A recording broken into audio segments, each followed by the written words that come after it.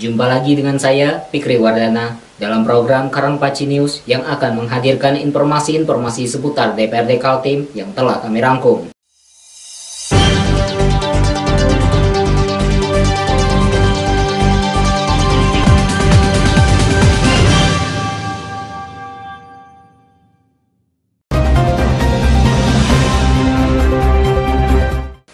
Sejak akhir tahun 2019 lalu, jalan tol Balikpapan Samarinda sudah bisa dinikmati para pengendara roda 4. Bahkan setelah lebih 6 bulan digratiskan tidak membayar tol, baru pada bulan Juni 2020 ini pemerintah menurunkan tarif yakni sekitar Rp1.000 per kilometer. Di balik cerita tentang polemik tarif tol, ternyata masih ada warga yang mengklaim kehilangan tanahnya karena digusur untuk membangun jalan tol pertama di seluruh Kalimantan itu. Jumlah warga yang kehilangan tanah dan belum dibayar ganti rugi oleh pemerintah seperti dituturkan politisi dari PKS atau Partai Keadilan Sejahtera, Ali Hamdi, ada sekitar 50 orang. Dalam kapasitasnya sebagai anggota DPRD Kaltim, dia sudah datang bertemu dengan warga yang mengklaim lahannya hilang karena diserobot pemerintah. Saya 6 bulan yang lalu saya melakukan reses di daerah Sungai Merdeka. Jadi ternyata keluhan mereka adalah tanah-tanah dari pintu masuk kilometer 36 itu sampai dengan 36 terus sampai sana itu ya, pintu masuk dan sekitarnya sekarang ini menjadi pintu gerbangnya itu banyak dari mereka, ada sekitar 50 KK ya. Di area pintu gerbang. Area pintu gerbang dan termasuk ke sana itu mulai dari 38 kan, 38. Itu masih banyak yang mereka belum dibayar. Itu tanahnya. Yang kedua, tanah tumbuhnya. Gitu. Itu juga belum dibayar. Gitu. Saya punya datanya. Gitu. Punya foto-fotonya. Warga yang tinggal di Sungai Merdeka, Kecamatan Samboja itu sudah mengadukan masalahnya ke DPRD Kutai Kartanegara maupun ke DPRD Kaltim. Bahkan sudah menemui Gubernur Kaltim Isran Nur. Hanya saja seperti diutarakan oleh Ali Hamdi, semua sia-sia karena tidak ada yang memberikan perhatian. Dengan adanya mereka kena jalan tol dan belum dibayar oleh pihak tol gitu, maka mereka sudah kehilangan tanahnya, mereka juga ganti ruginya belum dibayar gitu. Saya terus terang melakukan dialog dengan mereka, tanya apa penyebabnya Bu, gitu. Kata mereka itu tanamannya belum sampai pada ukuran, padahal waktu itu dengan foto-foto yang jelas itu sudah di atas 3 tahunan umurnya itu. Bahkan sampai ditantang kalau memang ini umurnya baru setahun. Coba kalau seandainya itu dia minta cabut, kalau memang Bapak bisa mencabut, saya akan ganti satu pohon itu 1 juta. Itu masyarakat menantang begitu. Nah, karena mereka dihadapkan terus terang dengan aparat dan lain sebagainya ya, gitu. Akhirnya mereka nggak bisa berbuat apa-apa. Mereka sudah ketemu DPRD Kabupaten Kutai Kartanegara. Mereka juga sudah ketemu dengan provinsi. Bahkan mereka juga sudah ketemu dengan Pak Gubernur. Ada fotonya juga ada. Ali Hamdi mengatakan sudah menyampaikan persoalan itu kepada pimpinan DPRD untuk ditindaklanjuti. Dalam waktu dekat DPRD Kaltim mengirim surat untuk 2 hal yang dianggap serius untuk keberlangsungan jalan tol, yakni soal tarif dan juga ganti rugi lahan petani. Tim Kaltim TV, Hardin melaporkan.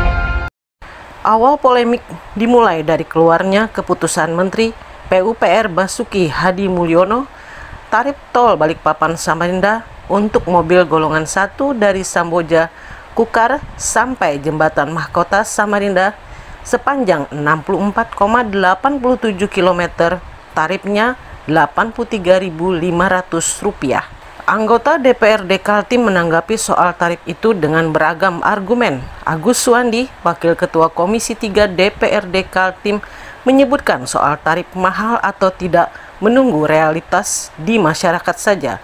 apakah masyarakat mau lewat tol atau memilih lewat jalan arteri lama yang kondisinya juga masih bagus. Harganya, saya tidak tahu harganya berapa sekarang. Lihat apakah ini layak, kalau sudah nanti berjalan, apakah banyak yang lewat jalan lama, itu kan pilihan sebenarnya gitu. Jadi menurut saya ya tingkat kewajaran ini harus kita sama-sama melihat dulu. Saya tidak bisa bilang ini kemahalan, ini bilang kemurahan. Tentu ada studi yang memang meyakinkan kita semua dan meyakinkan mereka gitu. Walaupun di dalamnya ada APBD provinsi yang sudah diserahkan pengelolaannya kepada Badan Pengelola Jalan Tol gitu. Berbeda dengan Agus Wandi, pandangan lain datang dari Safrudin, Ketua Fraksi PKB DPRD Kaltim. Safrudin justru menolak tarif itu dan menginisiasi adanya penolakan secara resmi dari DPRD Kaltim. Menurut Safrudin, tarif tol itu mengusik rasa keadilan rakyat karena terlalu mahal dan di dalam pendanaan pembangunan jalan tol Balikpapan Samarinda ada uang APBD Kaltim senilai 3,3 triliun rupiah. Ketua DPRD untuk segera bersurat kepada Kementerian PUPR untuk menolak tarif tol yang luar biasa tinggi ini, karena alasannya adalah sangat menciderai rasa keadilan rakyat Kalimantan Timur. Penetapannya juga sepihak, tidak melibatkan pemerintah provinsi baik eksekutif maupun legislatif. Nah, DPRD sebagai representasi rakyat Kalimantan Timur ikut menjadi bagian menolak terhadap penerapan tarif tol itu. Selain juga di dalamnya itu terdapat dana yang bersumber dari APBD sebesar 3,3 triliun yang menjadi bagian untuk pembiayaan pembangunan jalan tol itu. Nah, sehingga inilah yang mestinya menjadi bahan pertimbangan oleh pemerintah pusat, PUPR, untuk tidak menetapkan tarif tol itu 1.200 sekian rupiah itu. Usulan Safrudin agar DPRD Kaltim membuat surat resmi menolak tarif tol itu diapresiasi oleh koleganya di legislatif, Sarkawi Zahri. Politisi Golkar itu malah menilai tidak cukup hanya dengan surat, tapi harus dengan pansus atau panitia khusus. Banyak hal yang patut disampaikan para wakil rakyat kepada pengelola jalan tol maupun pemerintah. Selain soal tarif, ada soal lainnya menyangkut ganti rugi lahan yang belum terselesaikan, termasuk soal adanya aset Kaltim dalam pembiayaan pembangunan jalan tol. Apa yang hasil yang diperoleh oleh Kalimantan Timur dengan adanya tol? Itu kan PR besar kita itu. Kita membangun tapi kita dapat apa? Kan nggak dapat apa-apa masih sejauh ini. Nah, maksud saya, kalau kita bentuk pansus, jadi pansus evaluasi pembangunan dan operasional. Nah, kalau itu dibentuk, nanti rekomendasi macam-macam tuh. Oh, terkait tarif harus segini, terkait lahan yang belum dibebaskan sekian, apa antisipasinya. Jadi kita terkait dengan pendapatan daerah kita supaya Kaltim mendapatkan PAD dari sisi mana PAD-nya, kan begitu. Bagaimana keringanan yang diperoleh oleh masyarakat ya terkait tol, otomatis supaya tol di kita ini bagaimana dicari celah supaya tidak diperlakukan seperti tol di luar. Kenapa? Karena APBD kita masuk di situ. Nah, ini semua kan harus diwujudkan dalam bentuk rekomendasi pansus. Kalau hanya aspek hukumnya Komisi 1, aspek infrastrukturnya Komisi 3, ya kan? Aspek pendapatannya Komisi 2, ya kan? Aspek keluhan masyarakatnya Komisi 4. Nah, kalau pansus kita semua lintas komisi kita bisa audiensi dengan siapa saja, bisa hearing dengan siapa saja, bisa memanggil siapa saja. Banyak pendapat dari politisi Karangpaci. Namun pastinya tarif tol sudah mulai diberlakukan sejak 14 Juni 2020 lalu. Tim Kaltim TV, Hardin laporkan.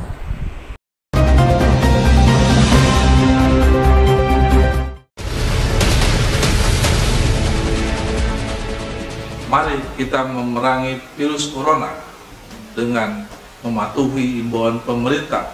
Stay at home.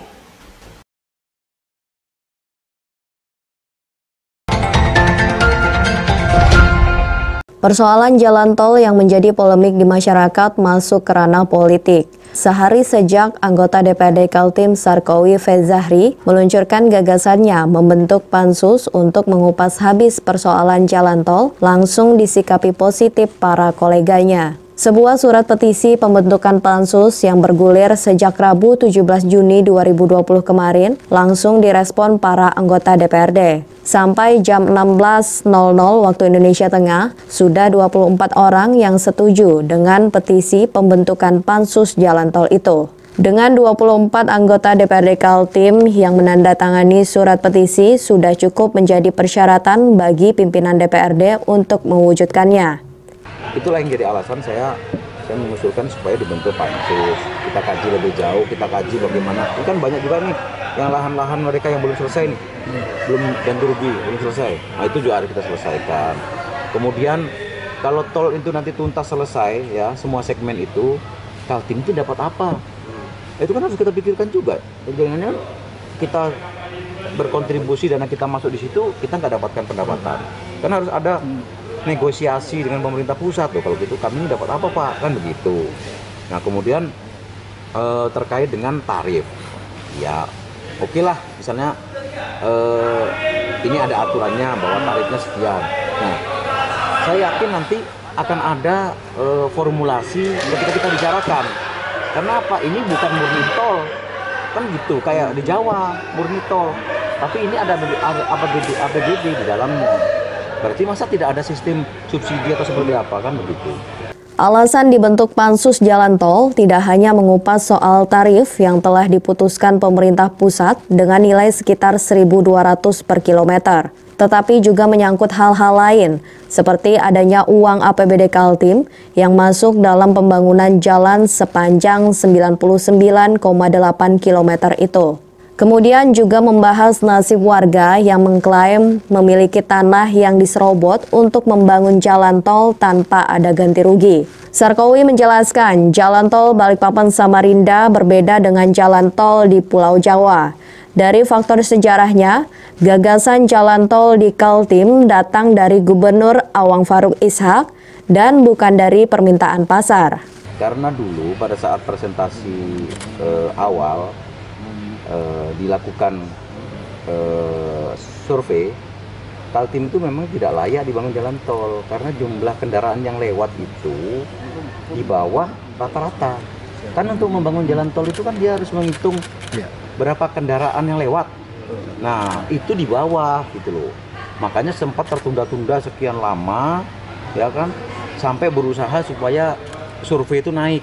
Visi misinya Pak Gubernur, Pak Awang Faruk pada saat itu pengen dibangun jalan tol dan pengen dibangun bandara, gitu kan. Nah otomatis meskipun dalam tanda petik kurang-kurang dikit, akhirnya kan agak disepakati untuk tetap dibangun gitu loh, dengan asumsi bahwa suatu saat pasti akan dibantu oleh APBN kan gitu. Ya akhirnya kan dibantu APBN nih. Nah karena sekarang ruas tol ini nanti kalau sudah selesai itu kan berarti gabungan dari anggaran APBD provinsi dengan APBN. Nah otomatis kan jadi ruwet ini, gitu loh. Satu sisi, iya enggak jadi ruwet. Satu sisi mau dibikin profesional, misalnya tarif, ada anggaran kita di situ, kan gitu. Sementara kalau ada anggaran daerah itu tidak boleh kita ada tarif kan gitu. Tinggal selangkah lagi pansus jalan tol terbentuk. Akankah ada yang berubah setelah para wakil rakyat turun tangan? Tim Kaltim TV, Hardin melaporkan. Usulan dibentuknya pansus atau panitia khusus jalan tol Balikpapan Samarinda sedang bergulir di DPRD Kaltim. Sudah 24 legislator menandatangani petisi pembentukan pansus dan jumlah itu telah memenuhi syarat untuk diwujudkan. Pansus dibentuk lantaran ditemukan banyak masalah di seputar terbangunnya jalan tol. Saat ini setidaknya ada 4 persoalan yang mencuat, yakni tentang tarif tol yang dianggap terlalu mahal, masalah ganti rugi lahan masyarakat yang tertinggal belum dibayar, dan tentang anggaran pembangunan tol dari APBD Kaltim sebesar 3,3 triliun. Persoalan keempat menyangkut dampak lingkungan di kilometer 36 Sungai Merdeka, Samboja, Kutai Kartanegara. Menurut Wakil Ketua DPRD Kaltim Samsun, saat ini jika hujan turun deras, maka airnya berkumpul di sekitar kawasan kilometer 36 Samboja.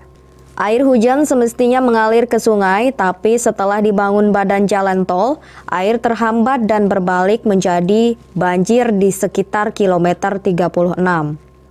Masyarakat sekitar mengeluhkan masalah itu, sehingga perlu jalan keluarnya. Karena dampaknya pasti karena air tidak bisa langsung mengalir ke sungai, menghantam badan tol, air balik, banjir, menimbulkan banjir di kilometer 36 yang notabene itu adalah lahan pertanian. Sebagai wakil rakyat, Samsun mengaku sudah berkoordinasi dengan pihak pengelola jalan tol dan mencari solusi.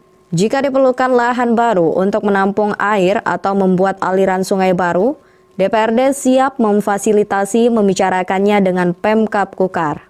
Jadi dengan adanya tol itu kemudian aliran air terhambat. Sehingga aliran air yang ketika hujan besar dia akan turun langsung menghantam ke badan jalan tol.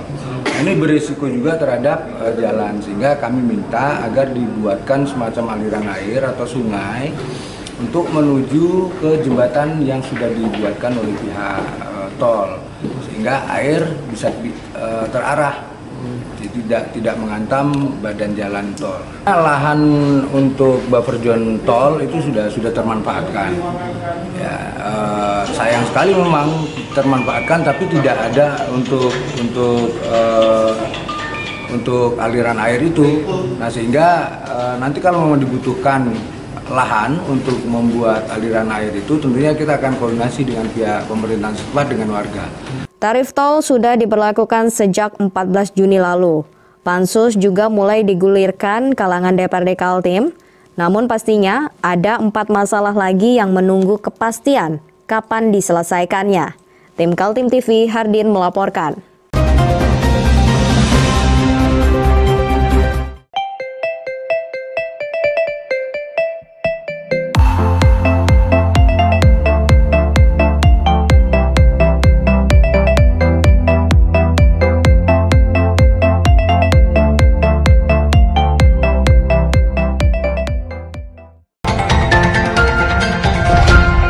Polemik baru di Gedung Rakyat Kaltim, Jalan Teuku Umar, Karangpaci, Samarinda.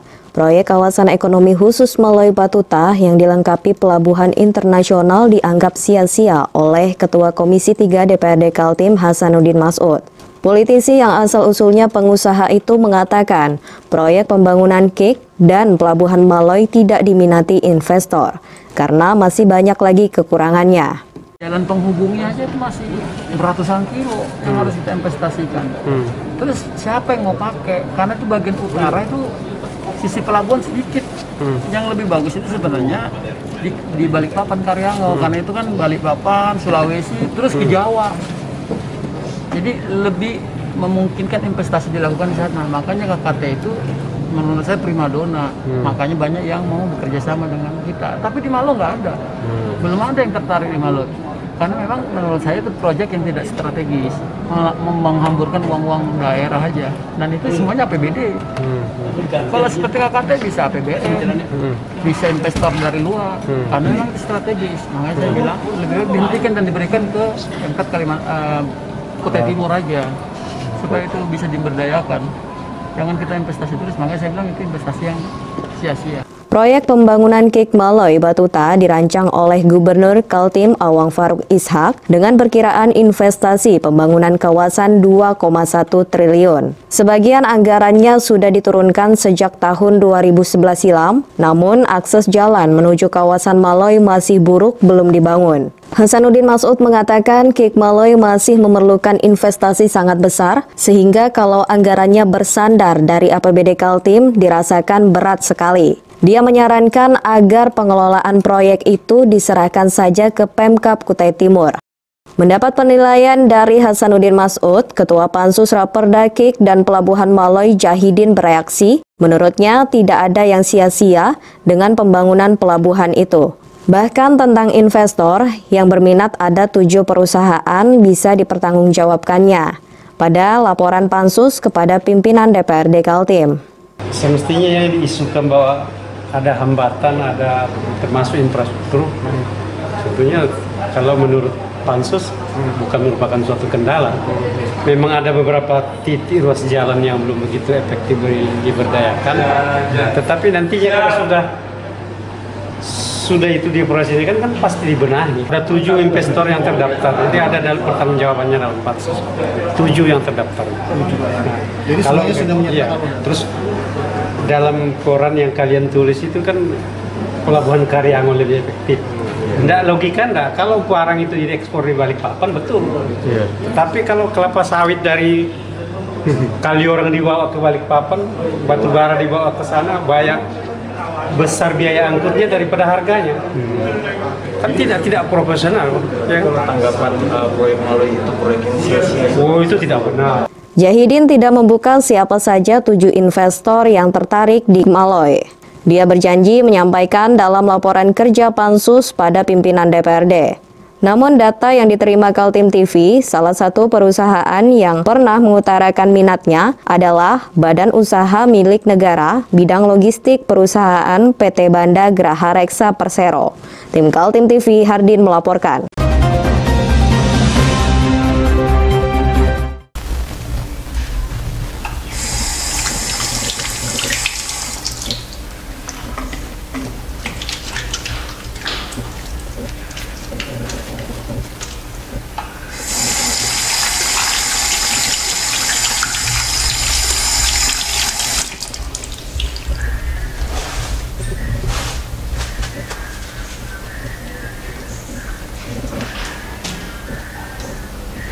Meskipun di rumah saja, kita tetap selalu menjaga kesehatan, cuci tangan, menggunakan hand sanitizer.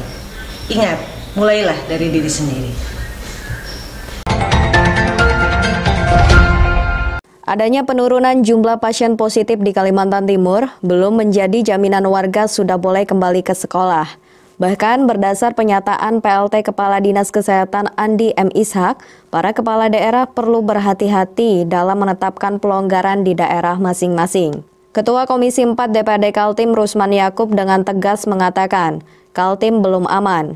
Dia tidak setuju anak-anak sekolah masuk ke kelas kembali dalam situasi sekarang karena risikonya sangat besar. Nah sekarang kalau misalnya di satu lingkungan zona hijau itu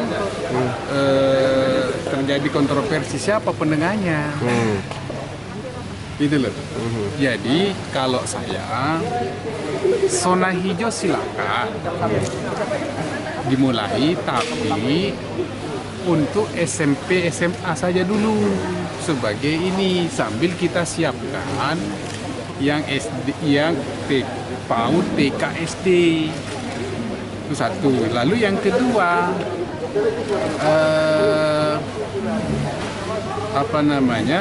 tetap ada protokol COVID ditegakkan.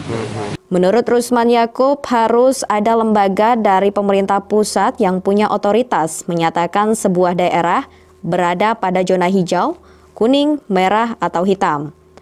Sehingga berdasarkan zona itu, sistem mengajar di satu daerah berbeda dengan daerah lainnya. Di sekolah, maka menurut saya jangan sekaligus tetap mengindahkan protokol sekolah, protokol COVID, ya, menjaga jarak dan lain sebagainya, terutama di ruang kelas.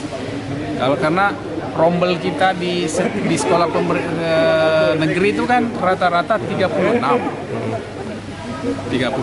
Jadi kalau dia masuk dalam satu kelas sekaligus, pasti tidak akan ada jaga jarak, pasti mepet. Maka itu mungkin dalam satu kelas itu maksimal misalnya 23. Rusman Yakub mengkritik pemerintah yang mulai mendengungkan new normal atau adaptasi kehidupan normal yang baru, namun sosialisasi kepada masyarakat belum ada.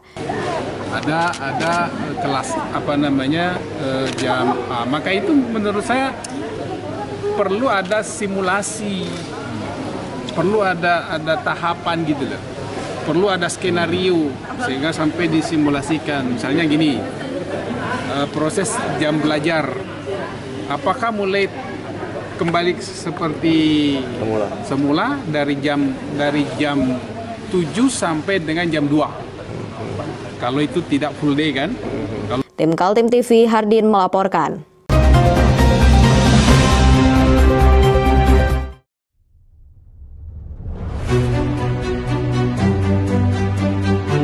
ini kita ada kegiatan untuk membungkus sembako untuk dibagikan ke masyarakat yang membutuhkan karena COVID-19 ini. Semoga kita sukses semua. Harus kerjasama yang bagus. Pancasila! Pancasila! Pancasila!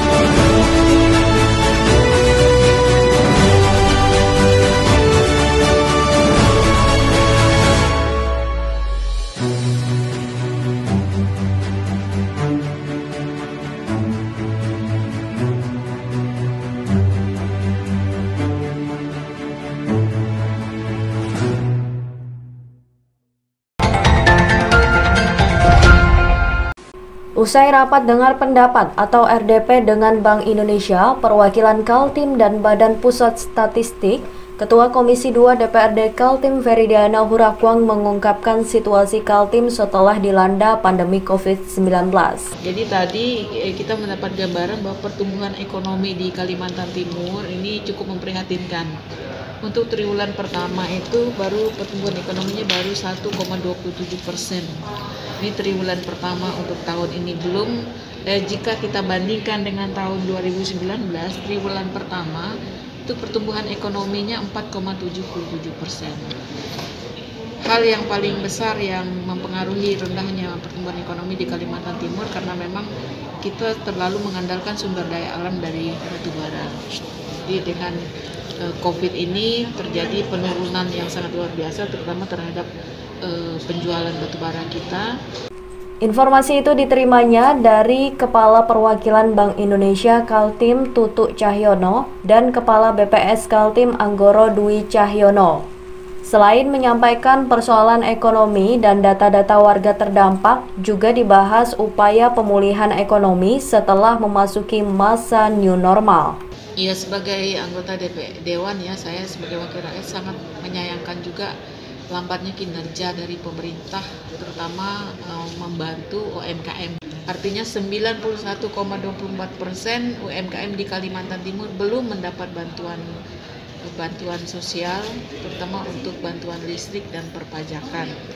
Ini yang cukup mengecewakan kita dari hasil yang disampaikan itu. Sedangkan anggaran yang sudah disisihkan untuk itu kan sudah disiapkan sudah kita setujui bersama, bahkan dari 388 sekarang menjadi 500 miliar.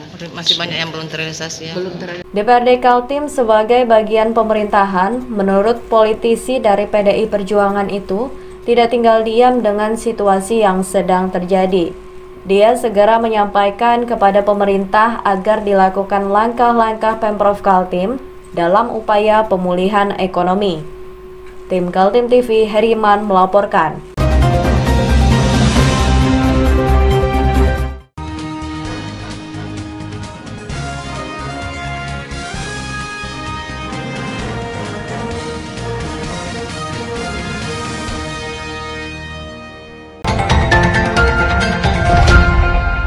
Demikian Karangpaci News kali ini.